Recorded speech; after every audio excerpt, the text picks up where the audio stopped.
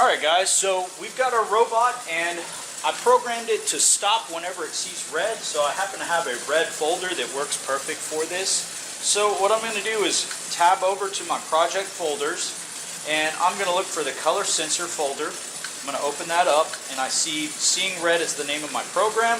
I'm going to line this up and my color sensor is right here. I'm going to set this down, point it towards the red folder, and let's see what happens whenever it runs into that red folder. And it stops.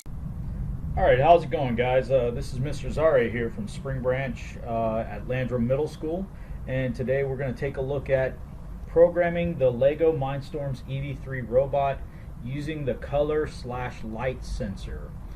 Before we do anything, I just want to remind you guys, make sure that you're always using your brain, thinking things through.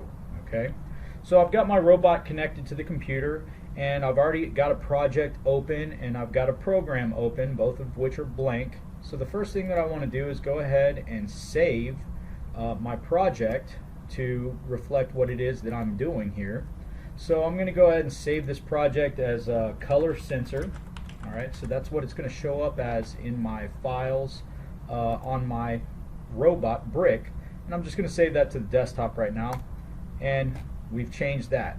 Okay, so when it comes to the color or light sensor, it's kind of a finicky object. It's a finicky sensor.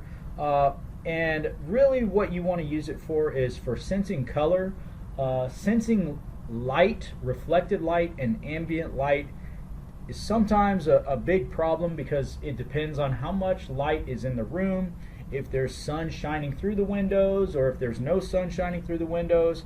So all of those light factors, which change, minute by minute, will affect how you program your robot. So typically we are just going to spend most of our time just using it as a color sensor only, and whenever the color sensor recognizes a specific color, then it will perform some sort of action. So let's get started programming. We've got our start block already here, and what I'm going to just do, just to demonstrate this, how this works, is I'm going to make my robot drive forward, and so I'm just going to leave it on, and I want it to go forward, and let's just leave it at half speed. I want to make sure that my ports are correct. I got port B and C, which is correct. That's where my large motors are plugged into. So to find the color sensor, we're going to go to the wait programming block, and I'm going to drag and drop that. And always the wait starts with a time scenario, but I'm going to change that to the color sensor scenario. So once we get to the color sensor scenario, we have compare and change. And I'm just going to tell you right now, change, if you use change, what it is going to do is it's pretty much going to be collecting data for the color, or it's going to be allowing for a change in reflected light intensity and ambient light intensity, and these are probably not functions that we're going to use, so we're going to stick to the compare. I'm going to show you the color and then we're going to take a look at what the reflected light and ambient light looks like, but we're not actually going to use them.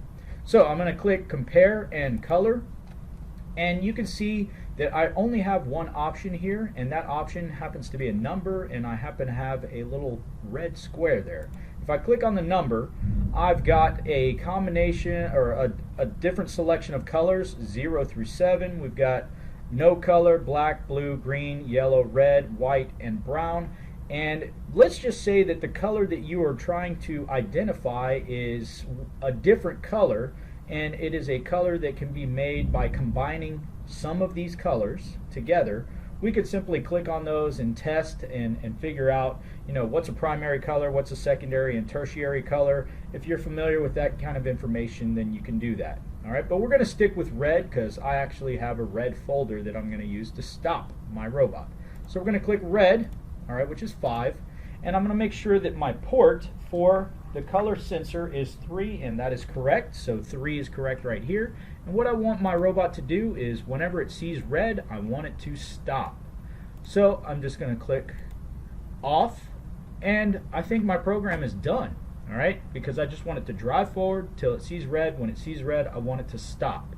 So I'm going to go ahead and change the name of my program to Seeing Red. All right, which is actually means being angry. But let's go ahead and download this and let's see this thing in action.